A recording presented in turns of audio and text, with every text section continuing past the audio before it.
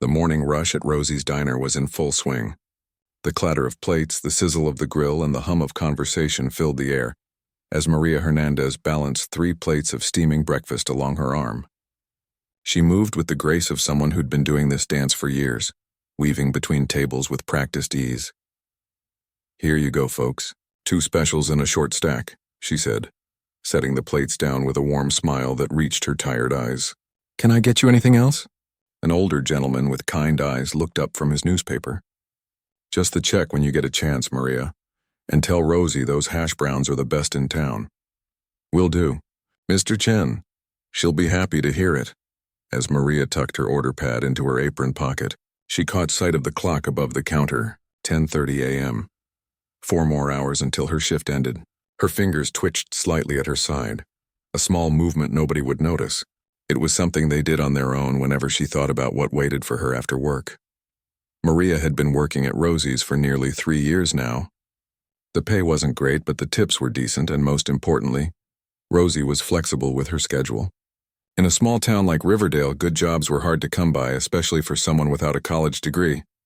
"Order up," called Lou, the cook, his voice cutting through Maria's thoughts. She hurried to the pickup window, grabbing 2 more plates. This was her life now, hurrying from table to table, refilling coffee cups, smiling through tiredness, counting tips at the end of the day to see if she could make rent. It wasn't what she had imagined for herself growing up, but life had a way of changing plans. "You look 1,000,000 miles away," said Diane, another waitress who'd been at Rosie's longer than anyone could remember. She was wiping down the counter as Maria dropped off a dirty plate. "Just thinking about bills," Maria replied, which wasn't entirely untrue. The electric bill was due next week and her car needed new brakes.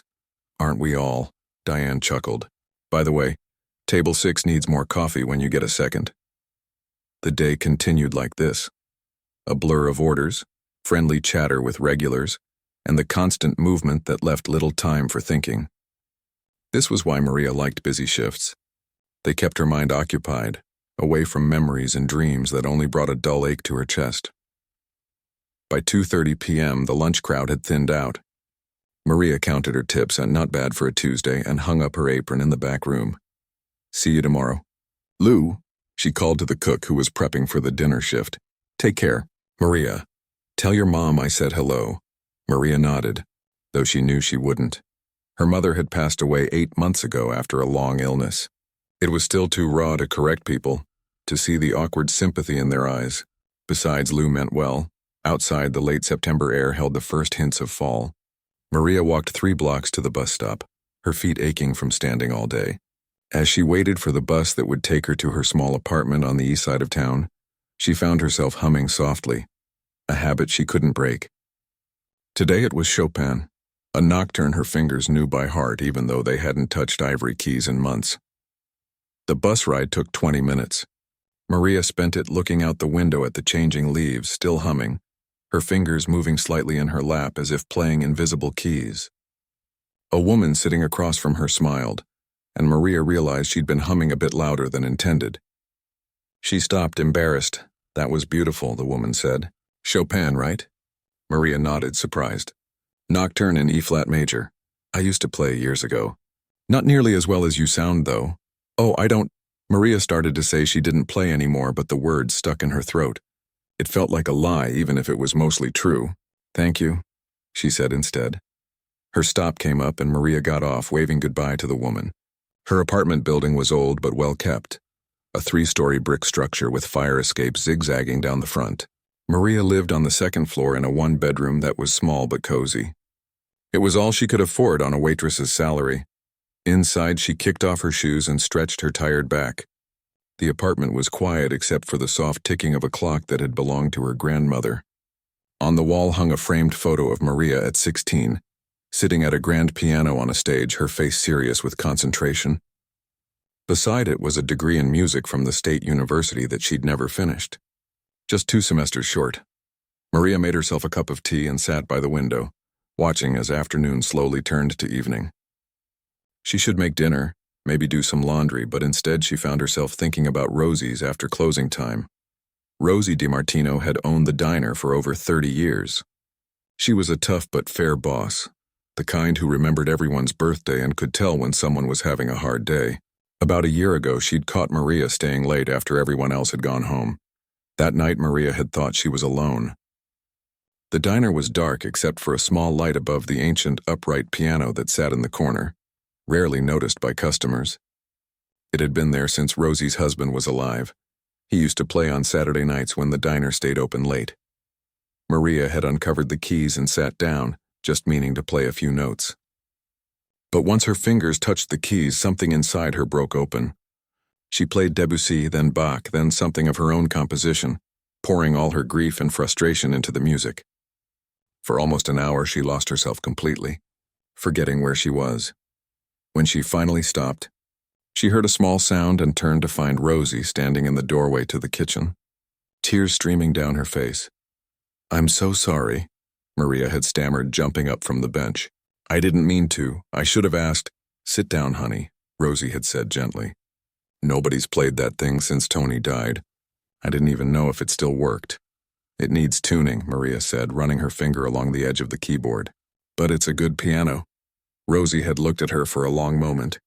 "You play like someone trained at Juilliard, not like someone who slings hash browns for a living." Maria had shrugged, uncomfortable with both the praise and the implied question. "My husband would have loved to hear you play," Rosie continued. "Music was his life before the diner. Mine too, really. We met in a jazz club in Chicago." That night, over cups of coffee, Maria had told Rosie a little about her past. The scholarships, the recitals, the dreams of becoming a concert pianist, and how it had all come crashing down when her mother got sick and the medical bills started piling up. "You can play here any time after closing," Rosie had offered. "Might do that old piano some good to be used again." Since then, 3 or 4 nights a week, Maria stayed after her shift. Sometimes Rosie stayed too, sitting quietly in a booth with paperwork, listening as Maria played everything from classical pieces to jazz standards to her own compositions. Now, sitting by her apartment window as dusk fell, Maria checked her watch. It was Tuesday. Rosie would be closing the diner herself tonight, which meant Maria could go back around 9:30 when the last customers were gone. She ate a simple dinner, changed out of her uniform and tried to read a book, but her mind kept wandering to the piano waiting for her. At 9:15, she put on her jacket and headed back out. The walk to Rosie's took about 20 minutes. By the time Maria arrived, the closed sign was in the window, but there was still light inside. She knocked softly on the glass door. Rosie appeared, her gray hair pulled back in its usual bun, and unlocked the door with a smile. "I was wondering if you'd come tonight. Just finished the closing paperwork." "Thanks for letting me in," Maria said, stepping inside. The diner felt different after hours, peaceful, almost reverent in its emptiness. "I'm heading home," Rosie said, grabbing her purse from behind the counter. "Lock up when you're done?" Maria nodded, taking the spare key Rosie held out. It was their usual arrangement. "Good night, Rosie. See you tomorrow." "Good night, honey. Play something happy tonight, would you? World's got enough sadness in it." After Rosie left, Maria walked to the piano in the corner, pulling off the cloth cover and sitting down on the worn bench. She flexed her fingers, then placed them gently on the keys. For a moment, she just sat there, feeling the cool ivory beneath her fingertips. Then she began to play. The music filled the empty diner, flowing through the darkness like water. Maria closed her eyes, letting her hands remember what her heart had never forgotten. In these moments, she wasn't a waitress worried about making rent. She was herself again, the girl who had once played with orchestras, the young woman whose professors had spoken of promising careers and European tours. Outside, a man walking his dog paused on the sidewalk, drawn by the music drifting through the diner's walls. Inside, Maria played on, unaware of her audience, lost in the only world where she truly felt at home.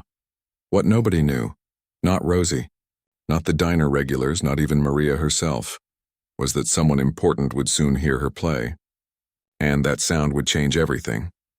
The next morning arrived with a steady drizzle that turned Riverdale streets slick and gray.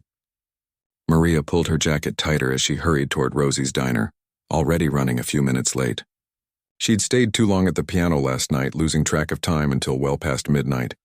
"There she is," Lou called from the grill when Maria rushed through the back door. "Thought maybe you'd decided to sleep in." "Sorry," Maria said, tying her apron strings. Alarm didn't go off. Rosie appeared from the office, reading glasses perched on her nose. No worries, honey. Morning rush hasn't hit yet. She gave Maria a knowing look. Must have been some good music last night. Maria smiled, grateful for Rosie's understanding. I've been working on something new. It's coming along. The breakfast crowd soon arrived, bringing with them the smell of rain and umbrellas that dripped puddles on the floor. Maria fell into her usual rhythm. Coffee pot in one hand, order pad in the other, friendly greetings mixed with small talk about the weather. The work was mechanical, leaving her mind free to replay the melody she'd been composing the night before. You're humming again, Diane said as they restocked sugar packets behind the counter. Oh. Maria hadn't realized. Bad habit. It's nice, actually. Better than listening to Lou complain about the Mets. The diner door opened, bringing in a gust of damp air and a woman Maria had never seen before. She was in her early 50s with silver-streaked black hair cut in a neat bob and a tailored navy blue coat. She carried herself with the confidence of someone comfortable giving orders. I'll take this one, Maria said, grabbing a menu. The woman chose a booth by the window, away from the counter crowd. Up close, Maria noticed her eyes, sharp and observant, taking in everything. Good morning, Maria said. Coffee to start? Please, the woman replied, glancing at Maria's name tag. Maria, that's a beautiful name. Thank you. My mother loved West Side Story. It was a detail Maria didn't usually share with customers, but something about the woman's genuine smile encouraged her. I'm Elaine Foster, the woman said. I've heard good things about the breakfast here. Best in town, Maria agreed. The blueberry pancakes are my favorite. Dr. Foster, Maria noticed the hospital ID badge clipped to her coat, ordered the pancakes and a side of bacon.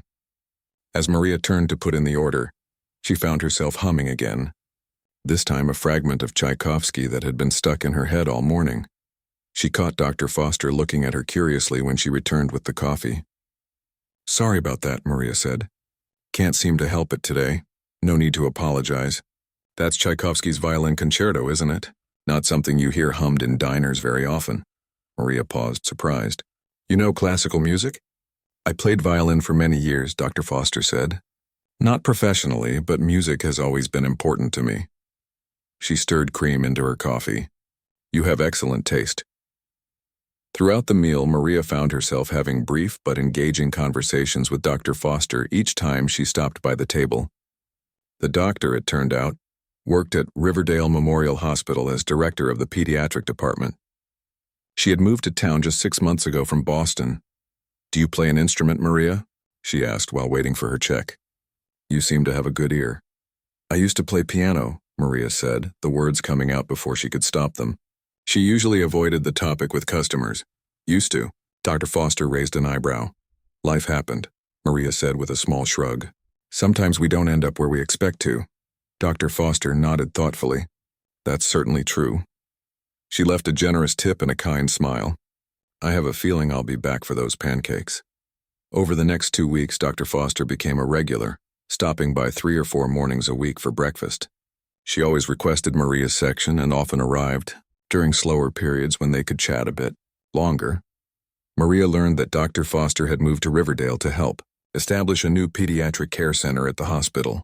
We're focusing on children with long-term illnesses, she explained one morning, trying to make their hospital stays more bearable.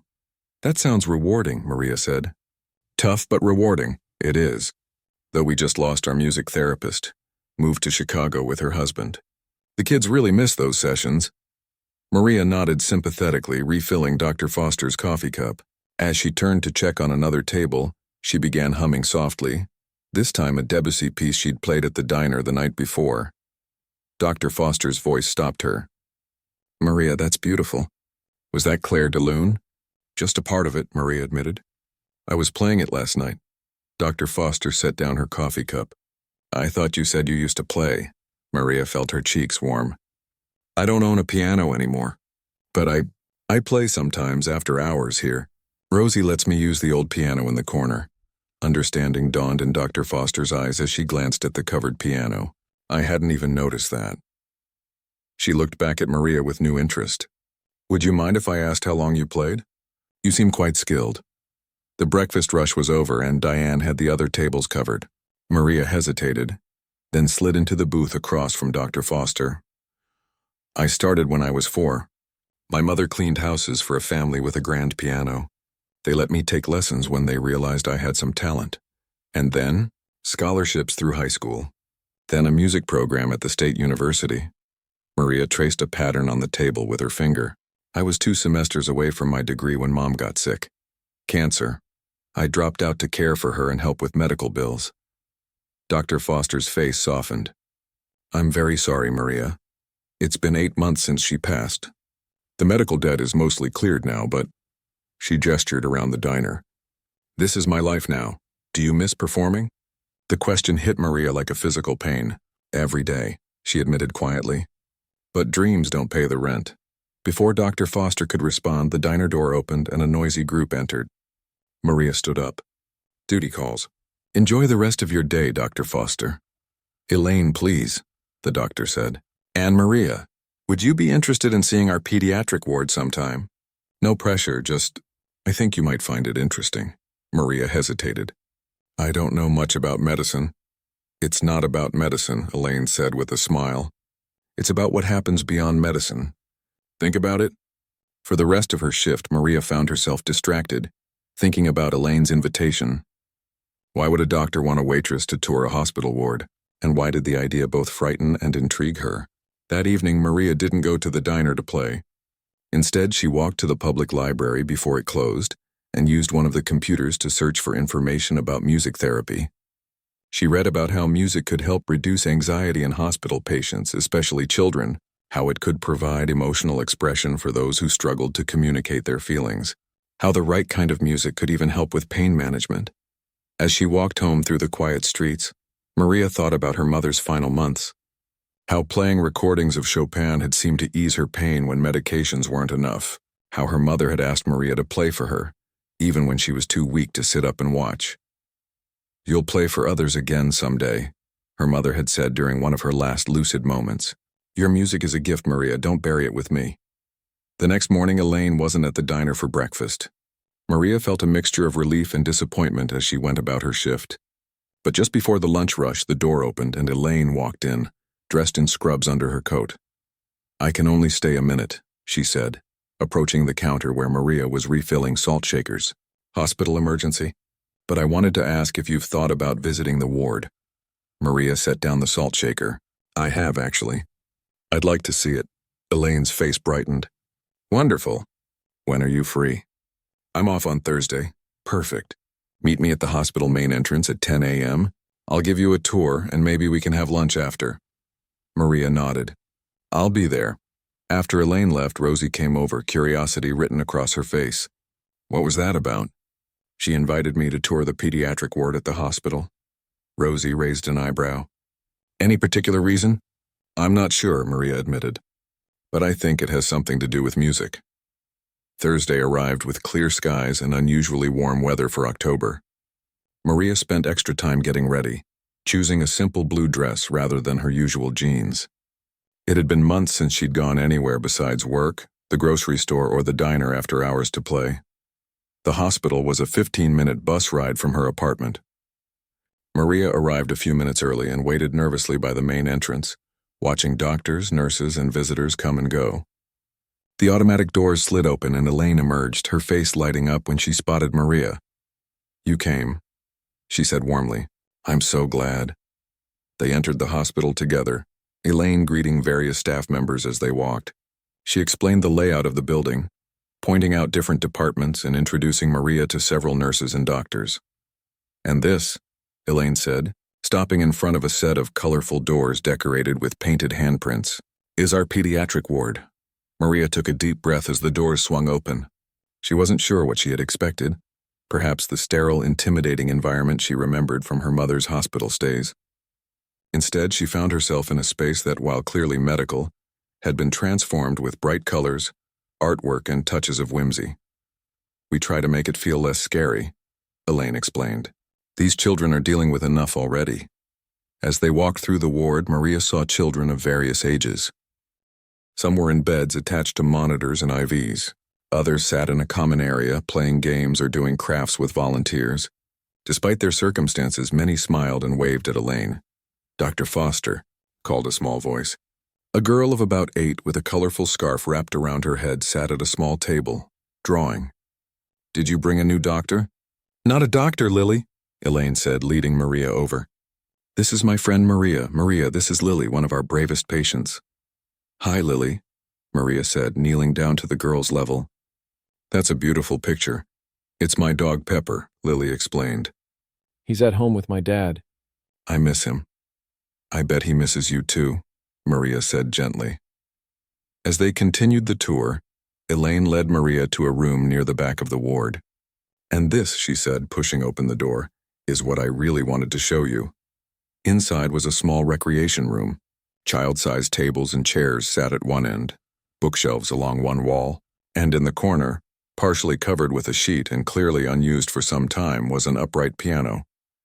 Maria felt her heart skip a beat. She walked toward it slowly, as if in a trance. "It belonged to a donor," Elaine explained. "It's been sitting here since our music therapist left.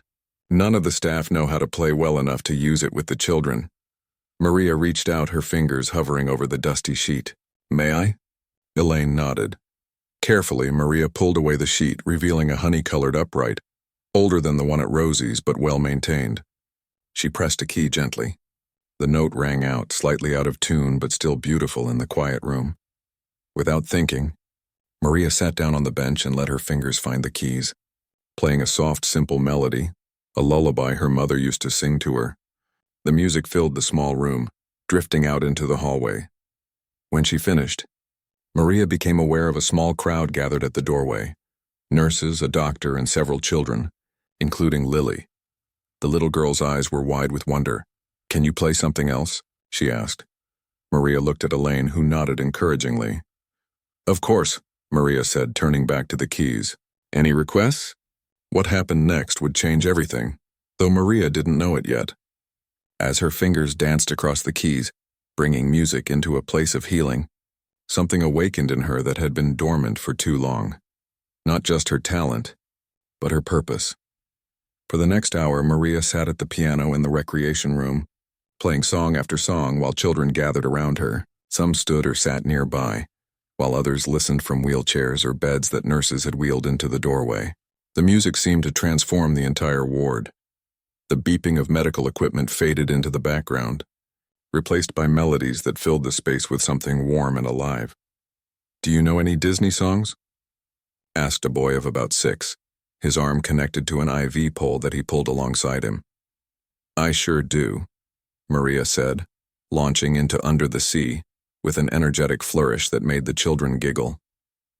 When she began to sing the words, several of them joined in, their voices growing stronger with each verse.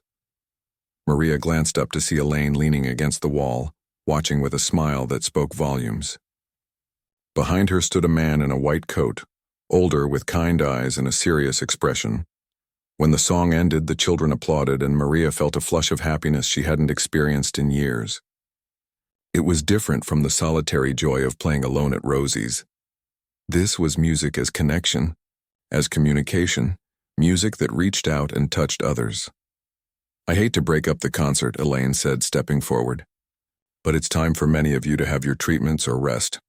This announcement was met with groans of disappointment, but perhaps if Maria is willing, she might come back another day. All eyes turned to Maria, who found herself nodding without hesitation. "I'd love to." As the nurses helped the children back to their rooms, the man in the white coat approached Maria and extended his hand. "Dr. Thomas Wilson, Chief of Pediatrics. That was quite remarkable, Ms. Hernandez." "Just Maria, please," she said, shaking his hand. "And thank you." "No, thank you," he said sincerely. "I haven't seen some of these children this animated in weeks." Lily hasn't spoken more than a few words since her last round of chemo, and today she was singing. Maria looked over at Elaine, who nodded confirmation. "Music can reach places that medicine can't sometimes," Maria said softly. "Precisely why we had a music therapy program," Dr. Wilson replied. "And why we've been struggling since Ms. Powell left. Elaine tells me you have significant training." "I studied piano performance for years," Maria admitted. "But I never finished my degree and I have no training in therapy." "Yet what you just did was therapeutic in the truest sense," Elaine pointed out. The technical aspects of music therapy can be learned, but the instinct you have for connecting with these kids through music, that's something special. Dr. Wilson nodded agreement. We should talk further about this. Are you free for lunch? My treat. 30 minutes later, Maria found herself in the hospital cafeteria, sitting across from Dr. Wilson and Elaine, trying to process the conversation. Let me make sure I understand, she said carefully. You're suggesting I volunteer here playing music for the children? To start, yes, Dr. Wilson confirmed. Twice a week, perhaps?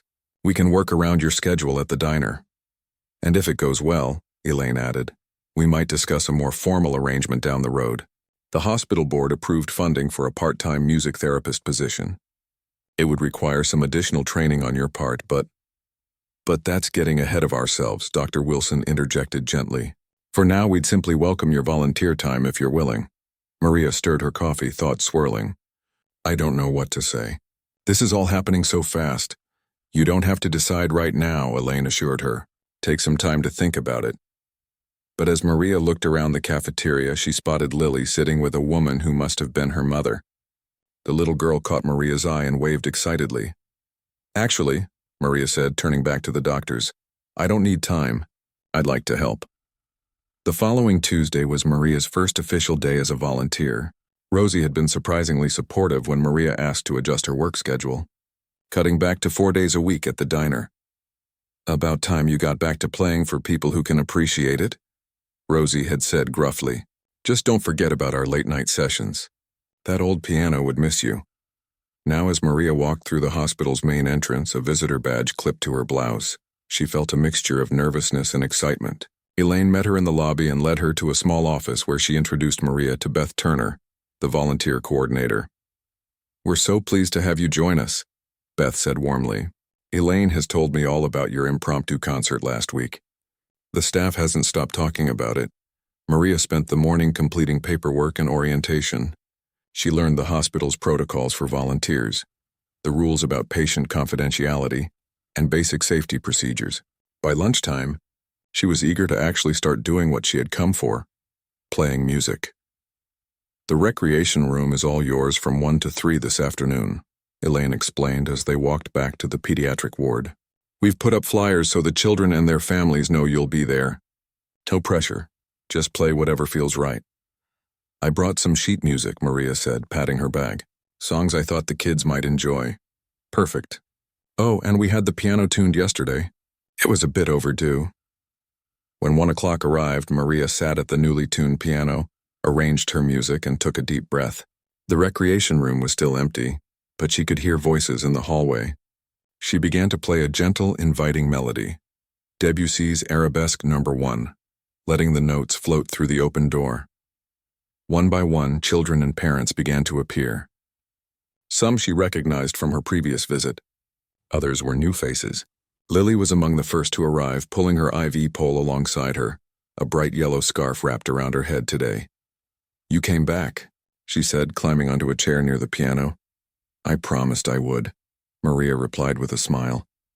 For the next 2 hours, Maria played a mix of classical pieces, popular songs and children's favorites. She invited requests and encouraged the children to clap along or sing if they knew the words. A few of the braver ones even took turns sitting beside her on the bench, picking out simple melodies with one finger while she accompanied them. What struck Maria most was how the atmosphere in the room shifted. Despite the medical equipment, despite the visible signs of illness, the bald heads, the feeding tubes, the wheelchairs, there was laughter, there was movement, there was joy. For a little while, these children weren't defined by their diseases. They were just kids enjoying music. When 3 o'clock came, Maria was surprised at how quickly the time had passed. She played one final song, a peaceful lullaby, then thanked everyone for coming. Will you be back on Thursday? Asked Lily as the room began to clear. I will, Maria promised. As she gathered her music, Elaine entered with a woman Maria hadn't met before. She was younger than Elaine, with curly red hair and a friendly face. Maria, this is Dr. Rachel Chen, one of our child psychologists, Elaine introduced them. She wanted to observe today but got caught in a meeting. I'm sorry I missed your session, Dr. Chen said, shaking Maria's hand. but I've been hearing wonderful things from the staff who were able to pop in and out. It wasn't really a session, Maria clarified. Just playing some songs. Don't underestimate what just playing some songs can do, Dr. Chen replied. Music reaches parts of the brain that talk therapy sometimes can't. I've seen remarkable progress in children who participate in music activities. The three women walked together toward the ward exit, discussing what had happened during the 2 hours of music. Did you notice Lily? Elaine asked Dr. Chen. She sang along to almost every song. The same Lily who's barely spoken for 3 weeks? Dr. Chen raised her eyebrows. That's significant. And Tyler actually got out of bed, Elaine continued. His mother was in tears. He's been refusing to move since his last surgery. Maria listened, amazed that her playing could have had such effects. I didn't realize. That's the power of what you're doing, Dr. Chen said earnestly. These children are dealing with pain, fear, and uncertainty every day. Music gives them a safe space to feel, to express, to just be kids for a while. By the time Thursday arrived, word had spread throughout the pediatric ward. The recreation room was full when Maria arrived, with children who could walk or wheel themselves in, plus several in hospital beds that had been rolled to the doorway so they could listen. This time, Maria had brought rhythm instruments, tambourines, egg shakers, and small drums that Rosie had helped her find at a secondhand store. She distributed them among the children, showing them how to keep time with simple songs. Music isn't just about listening, she explained. It's about participating. The hour flew by in a blur of sound, movement, and laughter. Even some of the parents and nurses joined in, creating an impromptu orchestra that played with more enthusiasm than skill. But that was precisely the point. As the weeks passed, Maria's volunteer sessions became a highlight, not just for the children, but for her as well. She found herself looking forward to Tuesdays and Thursdays, planning activities and researching ways to engage different age groups. She read books about music therapy that Elaine lent her and spent hours online learning about how music could help children cope with illness and hospitalization. At the diner, customers noticed a change in her. The tired resignation that had shadowed her eyes for so long was gone, replaced by a quiet energy, a sense of purpose. You're smiling more, Mr. Chen told her one morning as she refilled his coffee. Whatever you're doing on your days off, it suits you. One Tuesday in late November, about 6 weeks after she'd started volunteering, Maria arrived at the hospital to find Elaine waiting for her with an unusually serious expression. Is everything okay? Maria asked, immediately concerned. Yes and no, Elaine replied. Lily's latest test results came back this morning. The cancer isn't responding to treatment the way we'd hoped. Maria felt her heart sink.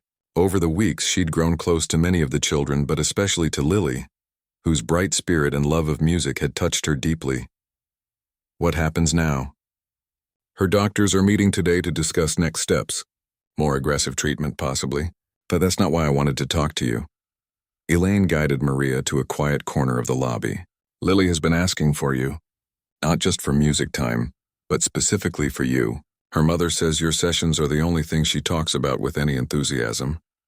I don't know what I can do, Maria said helplessly. I'm not a doctor. No, but you have something just as valuable to offer right now. Hope. Connection. Elaine squeezed Maria's arm gently. Would you be willing to spend some extra time with her? Maybe individual sessions? I've already cleared it with her parents and Dr. Wilson. Of course, Maria said without hesitation. Anything I can do to help. That afternoon, after the regular group session, Maria wheeled the smallest keyboard from the recreation room to Lily's private room. The little girl was sitting up in bed, looking pale but brightening when she saw Maria. Dr. Foster said you might come visit, she said, her voice smaller than usual. I brought us a keyboard, Maria said, setting it up where Lily could reach it. I thought maybe today you could be the teacher and show me what you've learned. For the next half hour, they played together. Simple melodies, call and response patterns, made up songs about Lily's dog Pepper and her favorite foods. By the end, Lily was giggling. The worry temporarily lifted from her young face. As Maria packed up to leave, promising to return on Thursday, Lily reached for her hand. The music makes me feel better, she said simply. When you play, I don't feel scared. Walking home that evening through the early winter darkness, Maria found herself thinking about her mother's final words to her. Your music is a gift. Maria, don't bury it with me. For the first time since her mother's death, Maria felt she was truly honoring that wish. Her music had found its purpose, not on the concert stages she had once dreamed of, but in hospital rooms where it brought moments of joy to children who needed it most. The waitress who played in secret had become something else entirely, a bearer of hope, one note at a time. December arrived with a dusting of snow and holiday decorations appearing throughout Riverdale. At the hospital, paper snowflakes hung from ceilings, and a small Christmas tree stood in the corner of the pediatric ward's common area, decorated with handmade ornaments created by the children during art therapy. Maria had been volunteering for nearly 2 months now, and her music sessions had become one of the most popular activities in the pediatric ward. Parents requested schedule changes to ensure their children could attend. Nurses reported improved vital signs and decreased anxiety in patients who participated. Even some of the doctors stopped by when their schedules allowed, finding a few moments of peace in their hectic days. "We need to talk," Elaine said one Thursday afternoon after Maria's regular session. She led Maria to her office and closed the door. "The hospital board met yesterday. They reviewed the pediatric program, including your volunteer work." Maria sat down, suddenly nervous. "Is there a problem?" "Quite the opposite," Elaine smiled. "They've authorized funding for a part-time music therapy position, starting in January. 20 hours a week with benefits. I recommended you for the position." Maria stared at her, stunned. "But I don't have the qualifications. I never even finished my music degree, let alone specialized training in therapy." "That's the other part of what I wanted to discuss." Elaine opened a folder on her desk. "There's a certification program in music therapy at the community college. It's designed for people who already have substantial music training but need the therapeutic component. It's a 6-month program, mostly online with weekend workshops. I couldn't afford. The hospital would cover the tuition," Elaine continued. "In return, you'd commit to working here for at least a year after certification. Your job duties would be similar to what you're doing now, just more structured and with proper clinical documentation." Maria leaned back in her chair, overwhelmed. I don't know what to say." "You don't have to decide today," Elaine assured her. "Think about it over the weekend." "But Maria, I've seen what you do with these children. This isn't charity. It's recognition of a genuine talent and its value to our patients." That evening, Maria headed straight to Rosie's after leaving the hospital. Even though it wasn't one of her work days, she needed to talk to someone, and Rosie had become the closest thing to family she had left. The dinner rush was in full swing when she arrived. Maria slipped into an empty booth in the corner, waving to Lou through the kitchen window. A few minutes later, Rosie appeared with 2 cups of coffee. "You look like you've seen a ghost," Rosie said, sliding into the seat across from Maria. "Everything okay at the hospital?" Maria told her about Elaine's offer, the job, the certification program, all of it. As she spoke, she watched Rosie's expression shift from concern to something that looked like pride.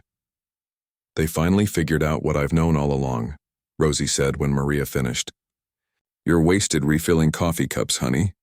But what about the diner? I can't just leave you short-handed."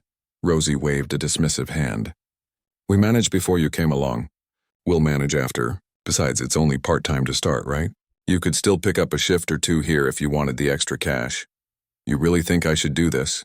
"I think you already know the answer to that," Rosie replied, reaching across the table to squeeze Maria's hand. "I've heard you play, remember? But more importantly, I've seen your face when you talk about those kids.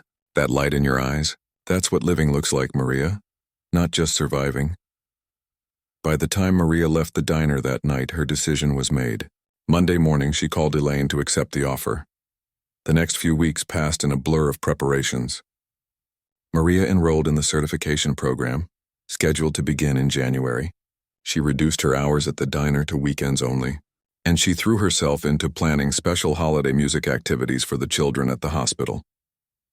For her final volunteer session before Christmas, Maria organized a small concert. The recreation room was transformed with twinkling lights and garlands. Chairs were arranged in rows with space left for hospital beds and wheelchairs. Parents and siblings were invited, along with hospital staff. Maria arrived early that day, nervous but excited. She had prepared a program of holiday songs, with parts for the children to sing or play simple instruments. As she arranged sheet music on the piano, she heard a familiar voice. "Need any help?" She turned to find Lily standing in the doorway, a red and green scarf wrapped around her head. The little girl looked thinner than when Maria had first met her, with dark circles under her eyes, but her smile was as bright as ever. "I could use a co-host," Maria said. "Someone to introduce each song." Lily's face lit up. "Really? Me?" "Really, you. Come help me finish setting up." Together they arranged the last of the chairs and put out the rhythm instruments for the children who would be participating. Maria showed Lily the program she had printed, helping her practice introducing each piece. By the time 1 o'clock arrived, the room was packed. Dr. Wilson and Elaine sat in the back row. Rosie had closed the diner for the afternoon so she and Diane could attend. Even Lou had come, looking uncomfortable in a clean shirt and tie. "Welcome to our holiday music celebration," Maria began, seated at the piano. "Today is about joy, about hope, and about the healing power of music.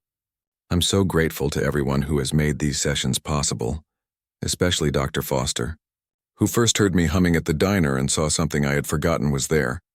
She nodded to Lily, who stepped forward with surprising steadiness. "Our first song is Jingle Bells Go," the little girl announced. Everyone can shake their bells during the chorus. What followed was 45 minutes of music that ranged from traditional carols to upbeat holiday pop songs. Children who were able came forward to sing solos or play instruments.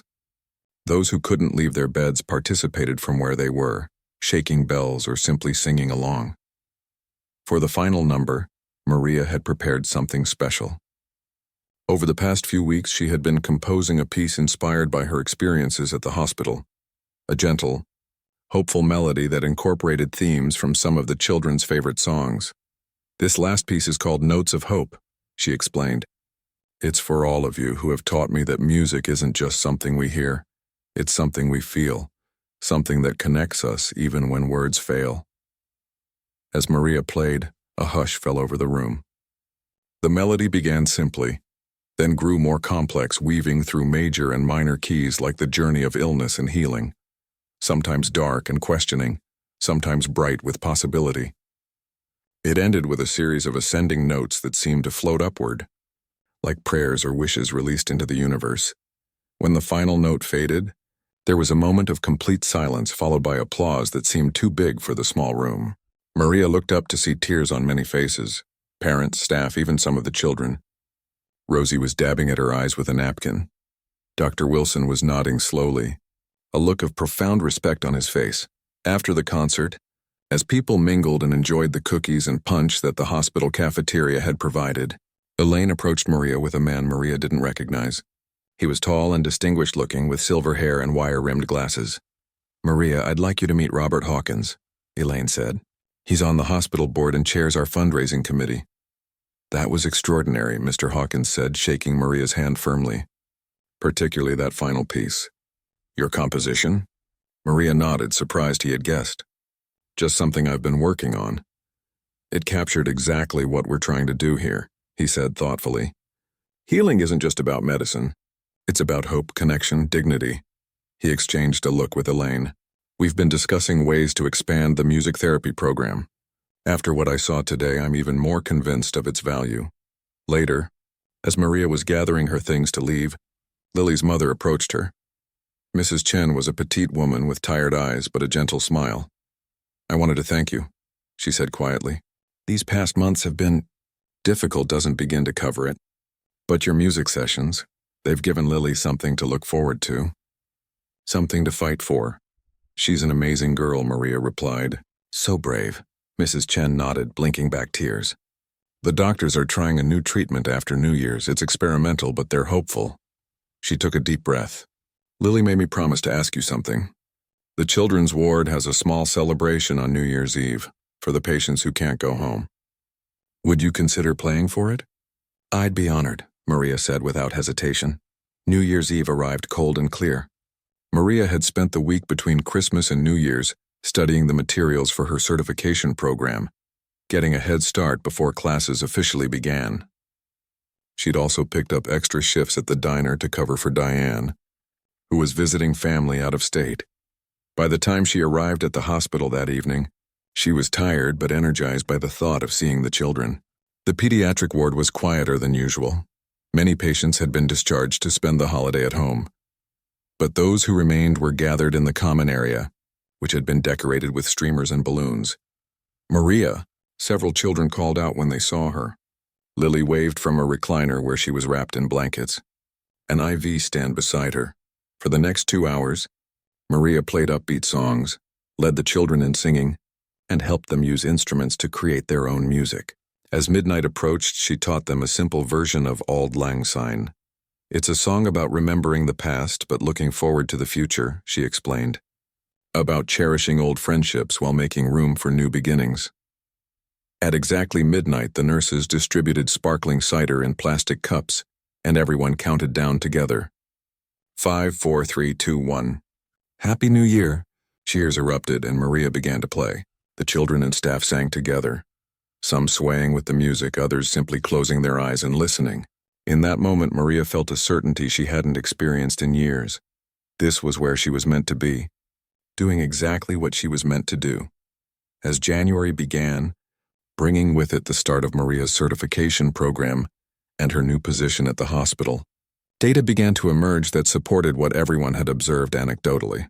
Dr. Rachel Chen compiled a report showing decreased anxiety levels, improved sleep patterns, and reduced pain medication requests among patients who regularly participated in the music sessions. "The numbers confirm what we've all seen," she told Maria one afternoon as they reviewed the findings. "Your work is making a measurable difference." But the most compelling evidence came in the form of Lily, whose response to the experimental treatment had surprised even her doctors. Her latest scans showed significant reduction in tumor size, and her blood work indicated stronger immune function. "We can't attribute it all to the music, of course," Dr. Wilson cautioned when Maria asked about Lily's progress. "But the psychological impact of having something positive to focus on, something that brings joy. We can't underestimate how that affects physical healing." One evening in late January, after a particularly rewarding session with the children, Maria found herself sitting alone at the piano in the recreation room. Everyone had gone back to their rooms, but she remained, playing softly for herself, reflecting on how much her life had changed in just a few months. From the doorway came a gentle knock. Maria looked up to see Elaine. "Beautiful," Elaine said, entering the room. "Another composition?" Maria nodded. "Something I'm working on for the spring concert we're planning." Elaine sat in a chair near the piano. "I've been meaning to ask you something. That first day I came into the diner, what made you start humming? You usually kept your musical background so private." Maria thought for a moment. "Honestly, I'm not sure. Maybe I was thinking about the piano at Rosie's, planning what I might play that night. Or maybe," she smiled slightly, "maybe some part of me was tired of hiding." "Well, I'm grateful for whatever it was," Elaine said. "The children are too." As Maria packed up her music, she reflected on the strange path that had led her here, from a diner waitress playing in secret to someone whose music brought healing. It wasn't the future she had once imagined for herself, but somehow, it felt more meaningful than any concert hall performance could have been. The unexpected talent she had tried to bury had found its true purpose, transforming not just the lives of the children she played for, but her own as well. With every note, Maria was rebuilding herself, creating a new life filled with the one thing she had almost lost: hope. Spring came to Riverdale with bursts of color and warmth that seemed to mirror the changes in Maria's life. 5 months had passed since her first volunteer session at the hospital, and so much had transformed. The certification program was challenging but rewarding, combining her musical knowledge with new skills in psychology and therapy techniques. Her part-time position at the hospital had expanded her responsibilities, and she now worked with patients in several departments, not just pediatrics. On a bright April morning, Maria sat in Dr. Wilson's office for her quarterly review, nervously fiddling with the strap of her new professional badge, no longer marked volunteer but music therapy services. "The results speak for themselves," Dr. Wilson said, reviewing the charts on his desk. "Pain management has improved among patients who participate regularly in your sessions. Anxiety levels are measurably lower. Even recovery times show positive correlations." "That's wonderful to hear," Maria said. "I've noticed improvements, but it's good to have the data." "It's more than data, Maria. It's lives changed." He closed the folder and looked at her directly.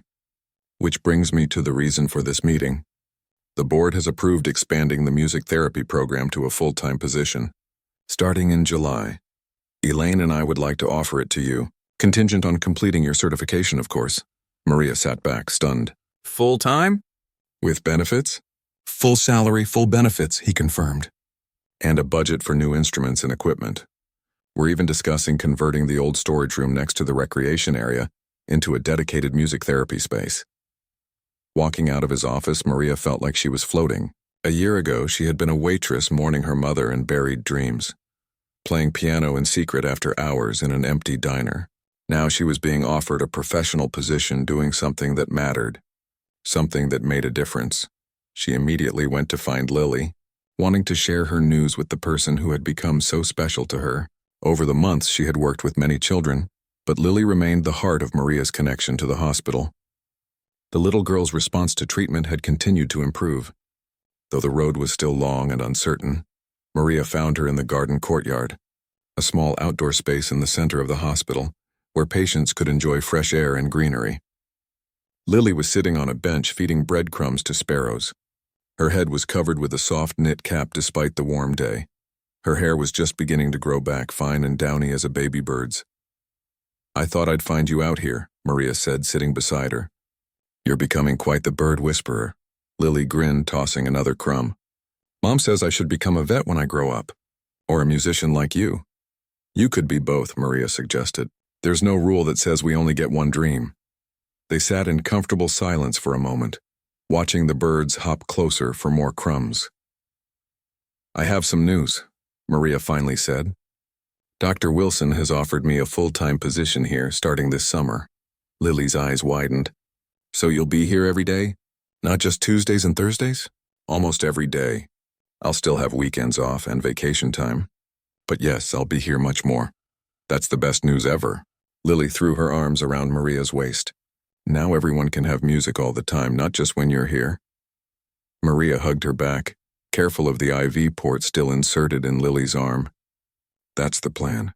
And speaking of plans, I hear you might be going home soon, for a while at least."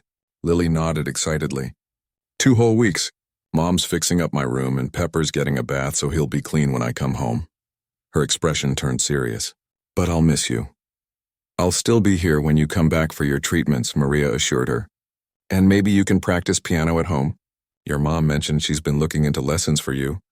She found a teacher who lives on our street, but I told her nobody will be as good as you." That evening, Maria stopped by Rosie's diner not for a shift but as a customer. Since reducing her hours to weekends only, she hadn't had as much time to catch up with Rosie and the others. The dinner rush was over, and the place was quiet as Maria slid into her favorite booth. Rosie appeared with 2 cups of coffee and a slice of apple pie. "Just got off work?" she asked, settling across from Maria. "Meeting with Dr. Wilson," Maria replied, then shared her news about the full-time offer. "Can't say I'm surprised," Rosie said, looking pleased. "Though I'll miss having you around here. Weekend shifts won't be the same when you're gone completely." "Who said anything about being gone completely?" Maria took a sip of her coffee. "I thought maybe we could keep our arrangement. The piano after hours, I mean, if that's okay with you." Rosie's eyes softened. "Honey, that piano is yours whenever you want it. Always will be." As they talked, the door opened, and a few hospital staff members came in. Dr. Rachel Chen, 2 nurses Maria recognized from pediatrics, and Robert Hawkins from the board. "There you are," Rachel called, spotting Maria. "We thought we might find you here. Mind if we join you?" Soon they were all crowded around the booth, and Diane was bringing more coffee and pie. The conversation flowed easily. Hospital updates, success stories, plans for the expanded music therapy program. Maria noticed Rosie watching with a proud smile, like a mother seeing her child find her place in the world. "Actually," Robert said after a while, "we're not just here to socialize. We have something to discuss with you, Maria." Rachel nodded. "The hospital fundraising gala is next month. It's our biggest event of the year. Donors, board members, community leaders, the whole works." "I've heard about it," Maria said. "Elaine mentioned it's quite fancy." "It is," Robert confirmed. "And this year, we'd like to feature the music therapy program as our spotlight initiative. Specifically, we'd like you to perform." Maria nearly choked on her coffee. Perform? In front of all those people? Your original composition, Rachel added. Notes of Hope. It moved everyone at the holiday concert. We think it would be perfect for the gala. And, Robert continued, we'd like to include a short video presentation about the program. Interviews with patients, footage of your sessions, data on outcomes. Tell the story of how music is changing lives at Riverdale Memorial. Maria's mind raced. It had been years since she'd performed formally in front of an audience. The thought was both terrifying and exhilarating.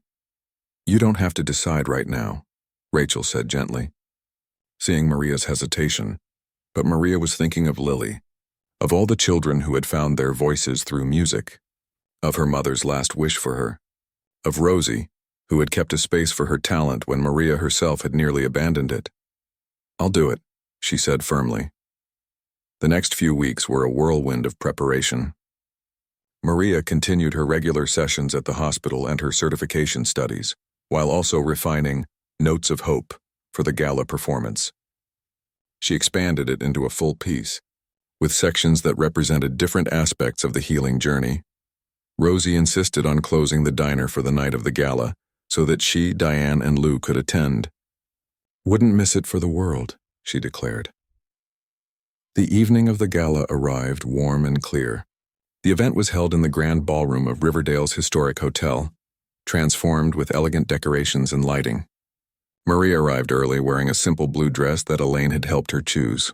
She felt out of place among the wealthy donors in designer clothes, but reminded herself why she was there, not for herself, but for the children, for the program.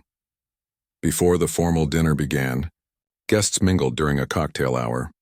Maria found herself approached by people who had heard about her work. Doctors from other hospitals, community leaders, potential donors. The Music Therapy Initiative is one of the most innovative programs we've seen in pediatric care, said a woman who introduced herself as the director of a health foundation. We're very interested in supporting its expansion. Dinner was served, followed by speeches and the video presentation about the music therapy program. Maria watched heart full as footage showed her working with various children, including Lily.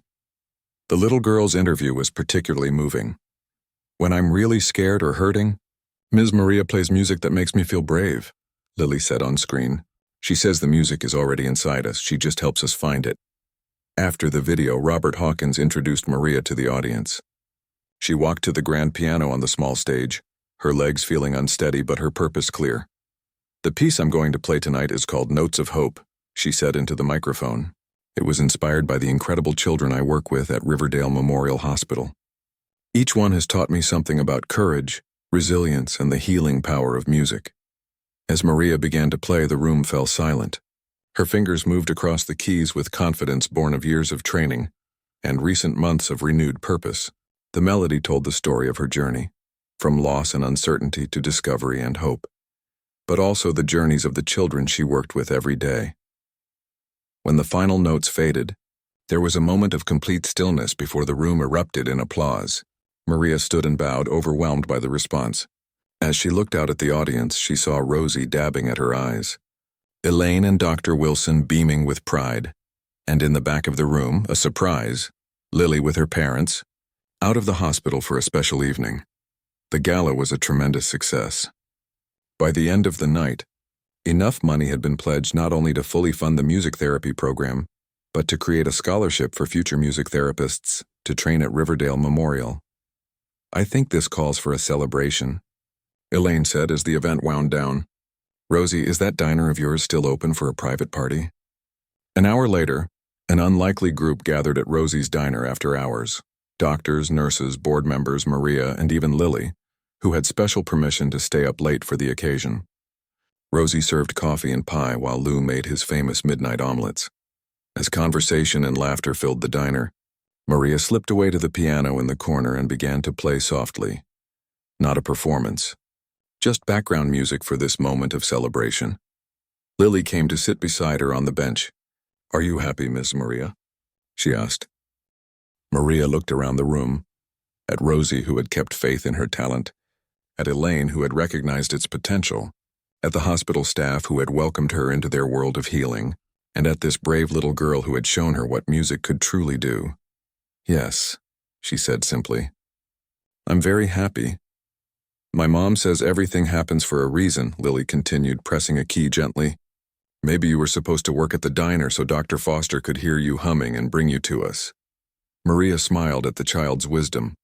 Maybe you're right. Later that night, after everyone had gone home and Maria was helping Rosie clean up, the older woman paused in wiping down a table.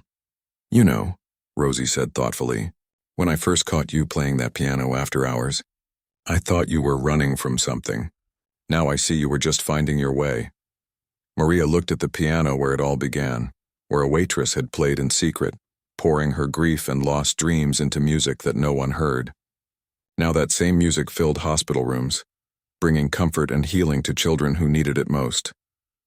Life takes us on strange paths, Maria agreed, but sometimes the unexpected turns lead us exactly where we're meant to be. 1 year to the day after Maria had first played for the children at Riverdale Memorial, the hospital opened its new music therapy center, a dedicated space with instruments, recording equipment, and room for both group and individual sessions. A small plaque by the door read, "Where healing notes create hope." Maria stood in the center of the room, taking it all in. Her certification was complete, her position secure. The waitress who had once played in secret had become something she never imagined, not a concert pianist as she'd once dreamed, but something that felt infinitely more meaningful. From the doorway came a familiar voice. Ready for our lesson, Ms. Maria? Lily stood there, healthy enough now to visit as an outpatient, her hair growing back in curly tufts. In her arms she carried a folder of sheet music and a small electronic keyboard her parents had given her for her birthday. Always ready, Maria replied with a smile, making room on the bench for her student, her inspiration, her reminder of why music mattered. Together they began to play, their notes joining to create a melody of healing and hope that would continue long after the song ended.